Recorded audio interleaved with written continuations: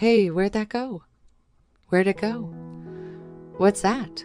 Well, as I wondered what was going on, my husband got demoted because he seemed to be making more mistakes at work. He has never been a hard worker, so he didn't seem too shocked by the demotion. But he kept forgetting things more and more. So we went to the hospital just to make sure. I suspected that I might be depression, but I was told that the disease was, in fact, juvenile Alzheimer's. To put it simply, it was dementia. I've heard that even young people can develop the disease these days, but I couldn't hide my shock that my husband had it. My name is Katie Smith. 5 years has passed since then, and I am now 50 years old and my husband is 54. We were not blessed with children, and I have continued to work. My parents have already passed away, but my husband's parents are still alive and well, and they live in the countryside, a short distance from where. They're very warm people, and when my husband was diagnosed with Alzheimer's, they even suggested to take him in themselves and that I should get a divorce. But my husband, who originally hated living in that country, adamantly refused to do so. I didn't immediately decide to get a divorce because of my husband's illness either. We have been together for nearly 20 years as husband and wife by fate, not just by sickness and in health. Though I thought it would be wrong to say yes, bye-bye just because he became ill. Although my husband became more forgetful, it wasn't like he could no longer lead a normal life. Perhaps the medication he takes to control the progression of the disease is working. It isn't so bad because it's not like he's unable to do anything, and he's still able to recognize. Although he sometimes doesn't respond to me, he's not much different from a normal person when he acts normally. However, when I asked him about certain things, he often says he doesn't know or doesn't remember. He made more mistakes at work and sometimes cried when he couldn't understand the paperwork. I'm thinking of quitting the company, so if I quit, would you support me? He said so, but I couldn't say no to my anxious husband. And in the end, he quit the company. He never goes out and spends most of his time at home. But I don't see any problematic behavior when he's inside the house. He often leaves things out and doesn't put them away, or comes home to find food all over the place. But it's not like he's bothering anyone else. So it's within the realm of acceptable behavior. So my husband has been home ever since he quit his job. I talked to the doctor about the possibility of having someone to take care of him while I'm away at work. But he said that I don't have to worry too much because he still has the ability to detect danger. The doctor said, "We will talk again when the disease progresses. For now, the doctor told me to tell my husband to lock the door when he goes out and not to go outside alone." I was still a little concerned if he would be okay with that, but he just kept saying it's okay to be alone, and sometimes he lost his temper if I insisted too much. Shut up, I'm sick. Don't talk about unnecessary things. You're confusing my head more and more. Be considerate to me. I had to leave him alone because I couldn't handle him. 5 years before my husband's illness was discovered at the age of 40, I was promoted to a section manager. My salary increased. So even if my husband left the company, we didn't suddenly find ourselves in a difficult situation. We didn't have children, so we had a good amount of savings. So there was no need to panic when the time came, and the savings were still untouched. I was really glad that I was working. I only hope that the life will continue to be as normal as possible. However, there's one thing that's been bothering me lately. Things often go missing. Many of the things that are missing are brand name bags that I used to cherish. Shoes and clothes that I had just bought, and other things that are pretty expensive. I saved them up and bought them as a reward for myself. I looked for them, wondering if I put them somewhere unusual, but I couldn't find them. When I asked my husband about it, all he said was, "I don't know." I asked him, "Hey, Do you remember taking it somewhere? No, I don't really remember. My husband just repeats the same words. I wonder if his illness has progressed to the point where he doesn't even remember that he took them out of the house. When I come home from work and asked what he did today, he often says, I can't really remember. The doctor told me that sometimes the progression of the disease is slow and sometimes rapid, but I couldn't help but wonder if the progression was getting faster. If this were the case, I would be concerned about leaving him alone while I'm away. If he started to wander around, I wouldn't be able to take care of him by myself. I was so worried about how my husband was doing that. I set up surveillance cameras in the house without telling him. What if he starts wandering around and bothering other people? I don't want him to do that. If that were to happen, I would have to deal with the situation accordingly. A week later, after my husband went to sleep, I fearfully checked the footage from the camera. But what I saw, there was far beyond what I imagined, and I was astonished. I had no idea that this was happening. My husband was bringing a woman into our home. I haven't even had a proper conversation with my husband for the past 5 years. He only answered vaguely when I asked him anything, but in the video, he was talking normally without any barriers. It was hard to believe that he was suffering from dementia. Moreover, I was even more surprised when I saw the face of the woman who came in. It was a female doctor who had diagnosed my husband with dementia. The hospital we went to was the one that was in charge of medical checkups for my husband's company. Was this some kind of sick joke between my husband and the female doctor, or is it a complete lie that he has dementia? Are you sure that she hasn't found out about it at all? Not at all. Dementia is a convenient disease. I don't have to work, and I could just say, I don't really remember it to anything inconvenient. What a bad man. You make your wife work while you relax at home and bring your mistress along. You started it, didn't you? When I said I was tired of working and wanted to quit, you said you had a good idea. I didn't think it would go so well. The woman was shown crossing her legs as she laughed with my husband. She's very cocky anyway. I don't know if she got promoted to section chief or whatever, but she's getting paid more and more than me. She's getting ahead of me. I'm sure she must have looked down on me, but thanks to her, we can spend time like this. Well, she's my atom, so she's got to keep working hard. You said she was your housekeeper the other day. She's my housekeeper and atom. I thought, this is what it meant to have my mind go blank. The words coming out of the screen swirled in my head over and over.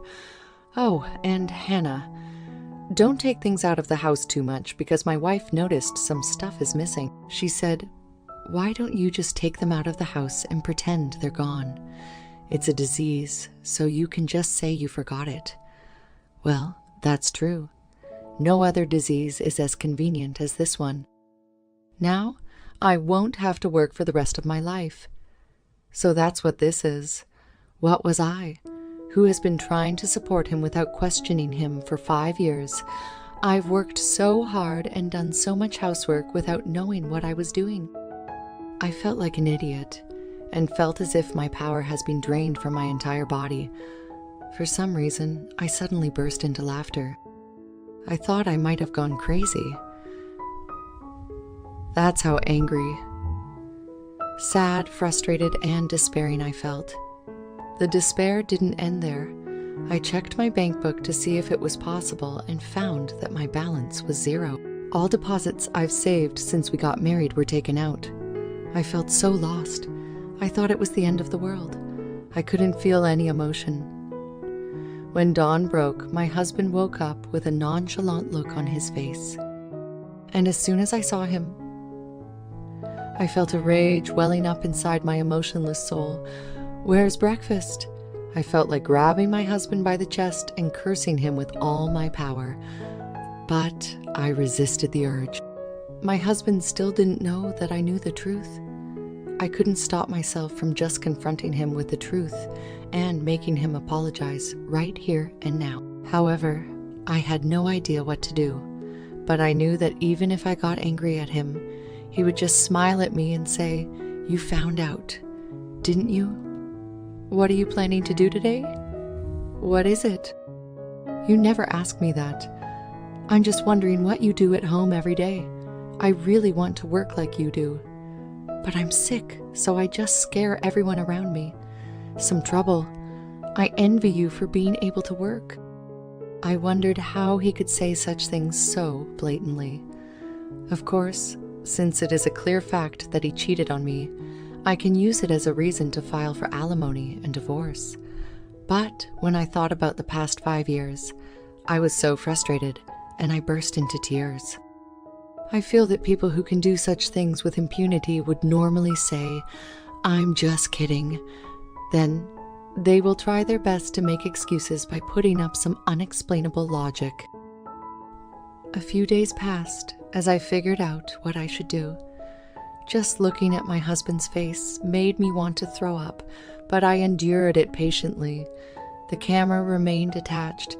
My husband thought I knew nothing about it, so he continued to bring the doctor in when I was out of town.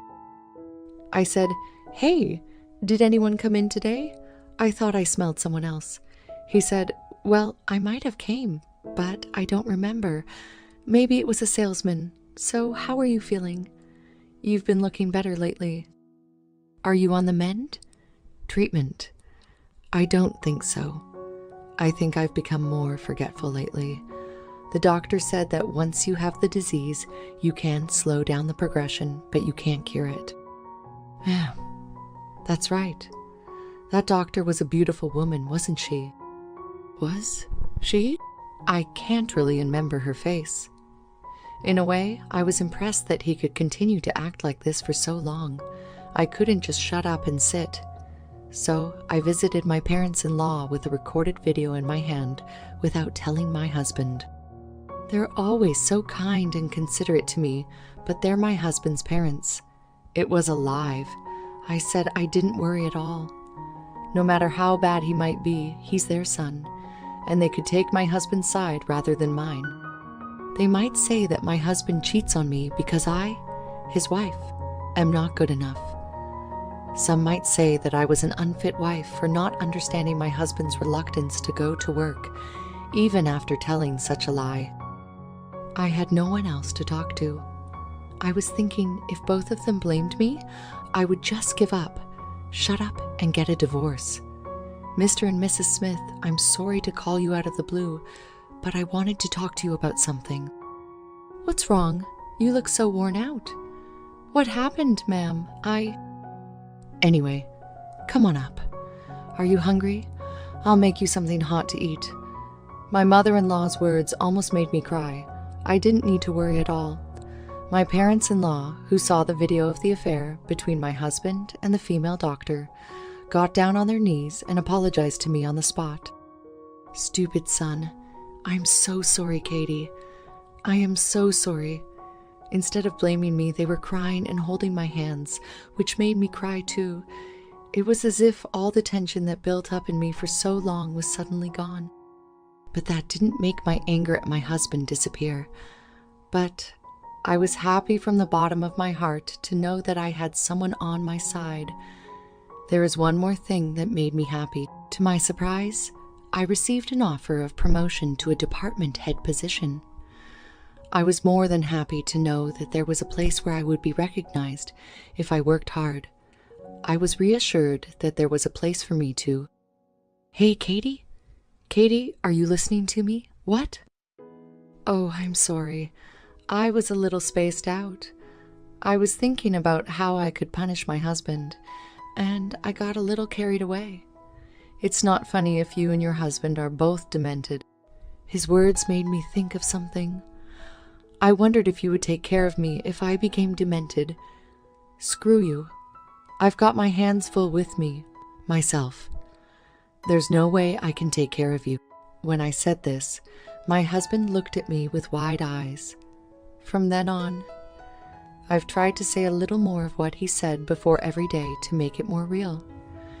Hey, what was I doing earlier? I've been making a lot of mistakes at work lately. I seem to be forgetting things. I forgot how to use the washing machine or how to cook rice. My husband began to get more and more nervous. I don't know if I can keep working, but I'm glad you're here. After about 2 months of this, one day when I came home from work, I found out that my husband left the house. He left behind the divorce papers he had already filled out. He even left a polite note. I don't want to cause you any more trouble, so I've decided to divorce you. Please don't look for me, Ken. I know he ran away because he thought I might have dementia. Besides, I know exactly where my husband left off. My husband rented an apartment so that he could continue his relationship with the female doctor. This was also revealed in the hidden video. I'm getting a divorce. It won't be funny if I have to take care of her. I have already moved my savings to another place, so I won't have to worry about living for a while, he said with a laugh. He politely told her where his apartment was. I knew where the doctor lived from the conversation, so I went to the neighborhood.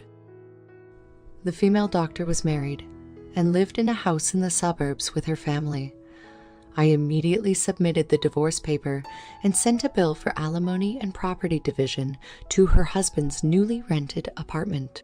Of course, I also sent the female doctor a bill for alimony by certified mail. It seemed like my husband received it and he called me right away. He said, "What the hell? What's this? What's this about?" Alimony? Of course, it's alimony for cheating on me. What? Oh yeah, I sent it to that lady doctor too.